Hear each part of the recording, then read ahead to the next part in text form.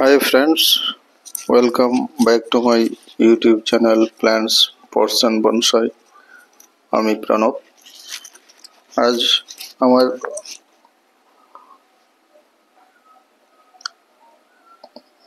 Bougainvillea bonsai এর উপর সামান্য কিছু কাজ করব এবং এই গাছটির যে আপডেট সেটা আপনাদের সঙ্গে শেয়ার করছি। প্রায় 4 মাস আগে, এটাকে 6 মাস পূর্বে গত বর্ষাতে আমি মোটা একটা ট্রাঙ্ক কেটে এই টিনের বাক্সটাতে বসিয়ে রেখেছিলাম এবং এটাকে আইসিইউ সিস্টেমে স্বচ্ছ পলিথিন দিয়ে ঢেকে রেখেছিলাম। তারপর গাছটি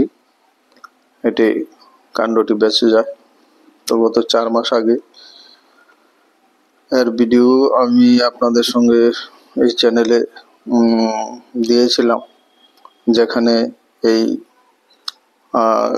কাণ্ডটি থেকে, গাছটি থেকে ডালপালা এবং পাতা গজাতে শুরু করেছে। তো আজ 4 মাস পরে দেখুন আমার এই গাছটি একটি প্রকৃতির বনসাইয়ের রূপ নিয়েছে। অনেক মোটা ট্রাঙ্ক, এর মধ্যে 2টা 3টা 4টা ডেডউড এফেক্ট অর্থাৎ মোটা জিন আছে, তৈরি করে নিয়েছিলাম। তো এটার কিছু ডালপালা এর যে কাণ্ডটা, ট্রাঙ্কটা, সেটা নিচের দিকে অনেকটাই ঢাকা পড়ে গেছে।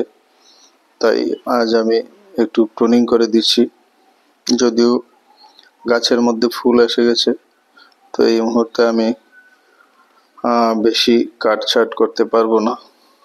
এই গাছটির শেপটাকে ঠিক করার জন্য, সুন্দর করার জন্য এবং নিচের যে ট্রাঙ্ক লাইনটা সেটাকে দৃষ্টিগোচর করার জন্য আমি সামান্য কিছু প্রুনিং করে নিচ্ছি।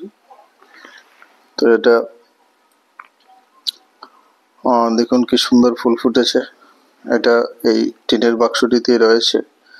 এখন এটাকে এখান দিয়ে, এই পাত্র থেকে আমি সরাবো না। বসন্ত ঋতুতে মার্চ এপ্রিল মাসে এটাকে আমি রিপোর্টিং করব সুন্দর একটি ভালো পটের মধ্যে। এটাকে তখন আমি ট্রান্সফার করে নেব।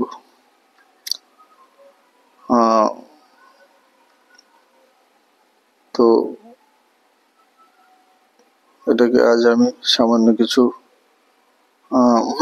প্রুনিং করে এর কাণ্ডটাকে একটু দৃশ্যমান করলাম।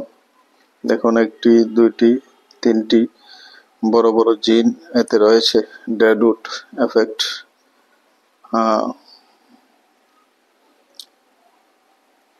তো আমি খুব খুশি যে আমার এই গাছটি, আমার এই কাটিংটা বেঁচে গেছে এবং বর্তমানে এতে বোগেনভিলিয়া ফুল আসছে।